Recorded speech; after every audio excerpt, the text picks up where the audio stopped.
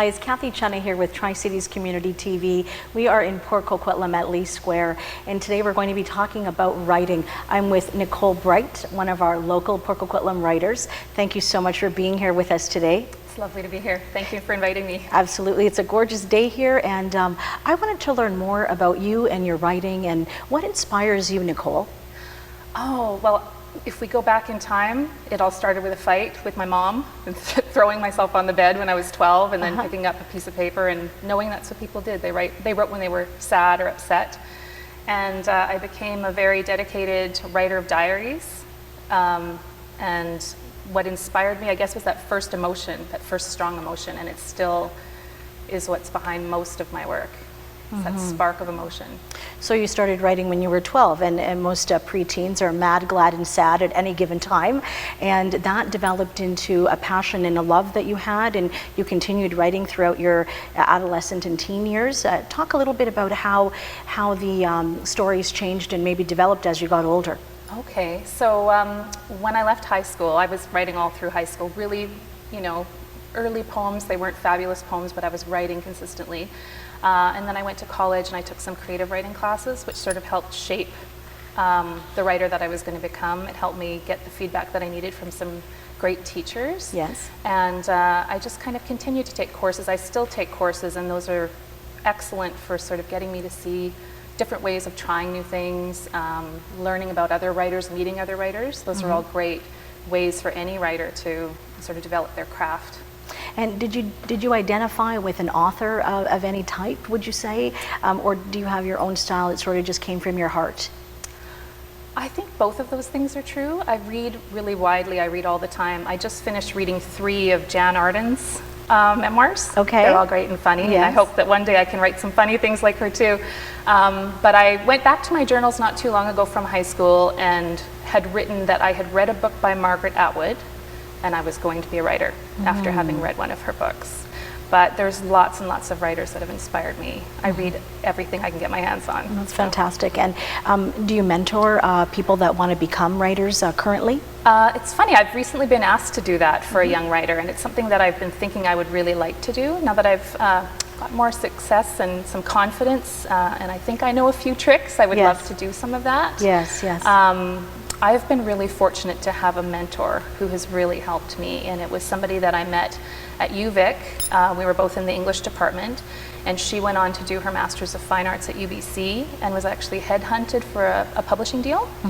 And many years later, through social media, I knew she was a successful writer. I asked her if she would be willing to mentor me, and it's been that relationship that has really helped me figure out how you go about the business of being a writer. Yes, you write, you have to write a lot, you have to read a lot, but how do you actually get your work out there? I've had my mentor to thank for showing me those ropes. Yes, because a person on their own can take them, hours, months, years, and get frustrated if they're wanting to publish something and it doesn't happen for them. So with your help, you're going to be guiding this young writer, and which I think is exciting, because when we all see success and we're able to pass on what we know and our knowledge, whether it's limited or not, I think we don't give ourselves enough credit when it comes to things like that. Let's talk about a recent award that you won in Banff. Tell me about that. Okay, I wrote a lyric essay, and this was something that I wrote out of a course that I took specifically on that form.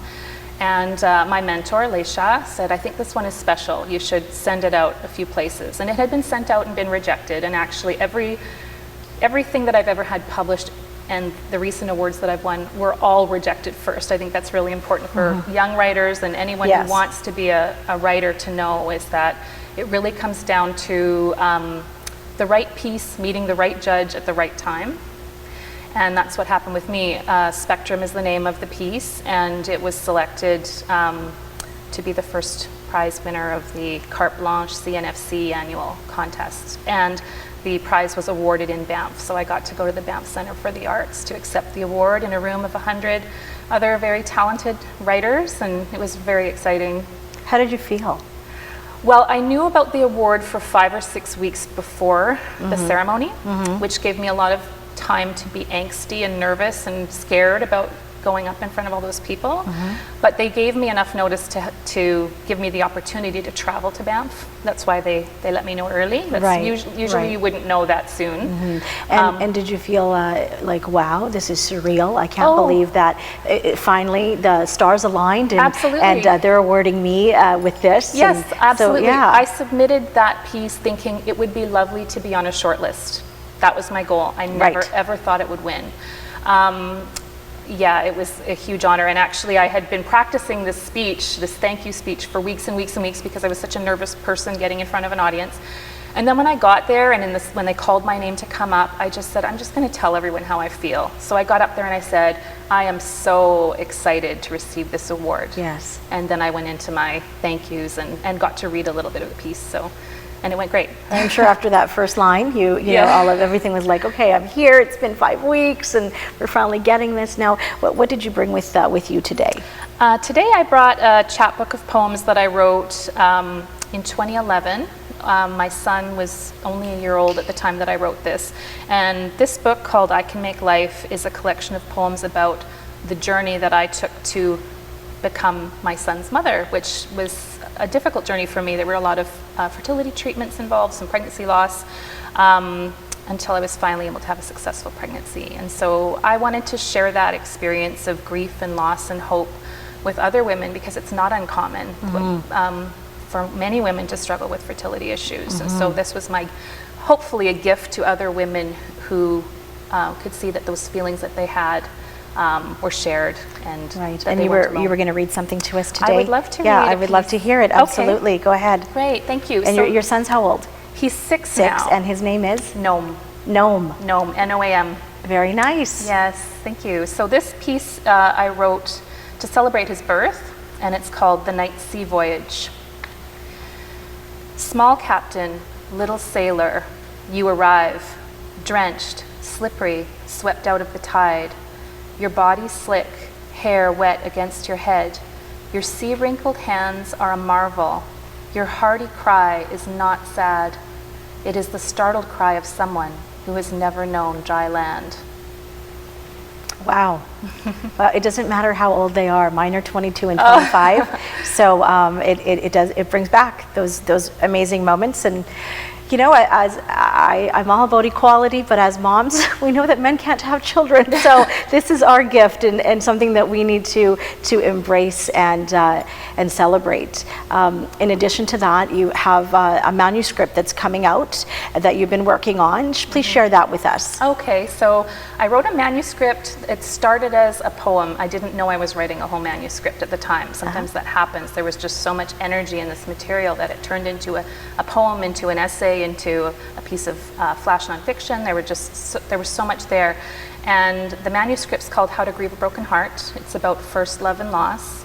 It's the story of me and my friend who passed away suddenly in high school.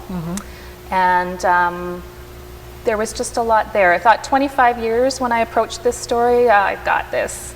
Right. And then I started writing and writing and writing, and there was more and more, and then I realized that I had an entire manuscript there. And so I've submitted it to a few places, to a few contests, hoping that it would find its home, its literary home. Yes. But that was my most recent project. Okay, good. And is there a book out there that people that want to start writing that will help guide them along, or should they belong to clubs or groups and talk to other writers? If I wanted to start writing tomorrow, not going to happen, but if I did, what would I do and where would I go? Okay, so one of the most helpful books I ever received, and I was a very young writer at the time, I was maybe 20, is called Bird by Bird by Anne Lamott.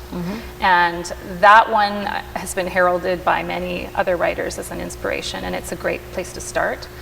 What I've discovered recently is how important a writing group is. And I come here to Lee Square and I meet with the writing group here. And for me, I have what I need to write. I'm very committed to it, but it helps to meet other people locally who are doing something similar. Maybe they're not working in the same genre, but they're passionate about writing.